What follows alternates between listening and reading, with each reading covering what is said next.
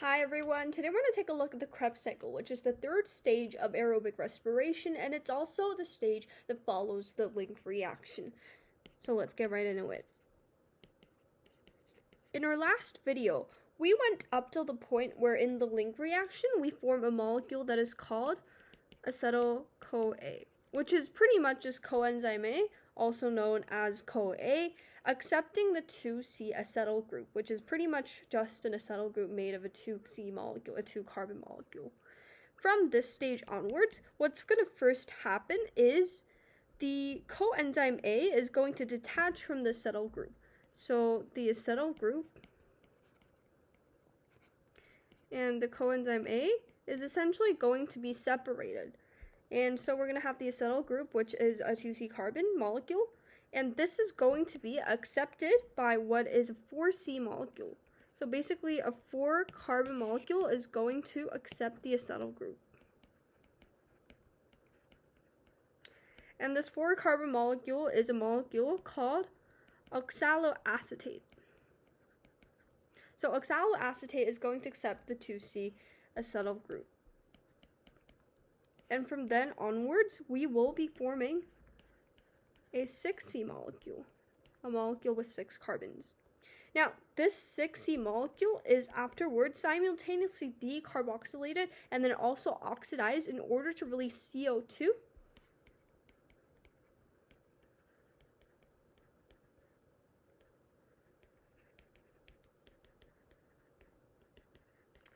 And at the same time, because oxidation is going to happen, it's also going to release 2 hydrogen ions and 2 electrons as well. Now, these electrons and hydrogen ions are going to be accepted by NAD+, which is a hydrogen carrier, as we've covered in the previous videos. And as the hydrogen carrier NAD+ is going to accept this, this is in result going to form NADH.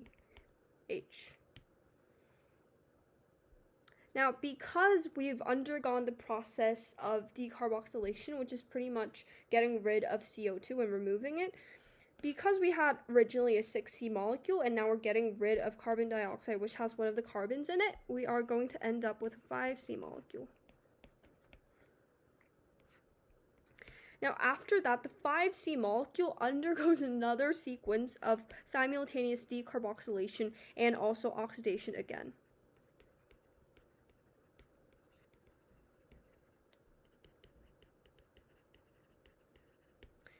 And so again, we will be producing another 4C molecule and as well as the NADH hydrogen carriers,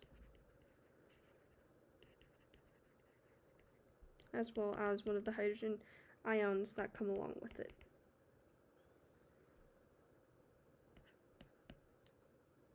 Now, after this, what's going to happen is this 4C molecule is going to be converted to the original 4C molecule by becoming oxidized. And as we've done it, we've characterized oxidation multiple times as removal of the H+ ion and also electrons. And so because we get these products again from this oxidation process, we will be getting more reduced hydrogen carriers,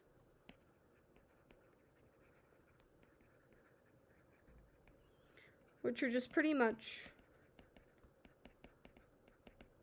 the same bunch. However, this time, for the first time, we will be getting the FADH2 reduced hydrogen carriers along with the NADH hydrogen carriers. So, alright, this is pretty much what happens in the Krebs cycle. Oh, and also energy is produced in the process, and this is stored in the form of ATP molecules. And this is pretty much what happens in the entire Krebs cycle process.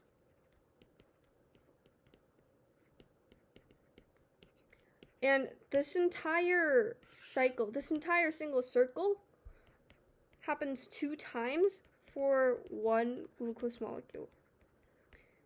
So if we were to kind of make a quick table of how many of reduced hydrogen carriers, ATP molecules, we're going to get for the Krebs cycle,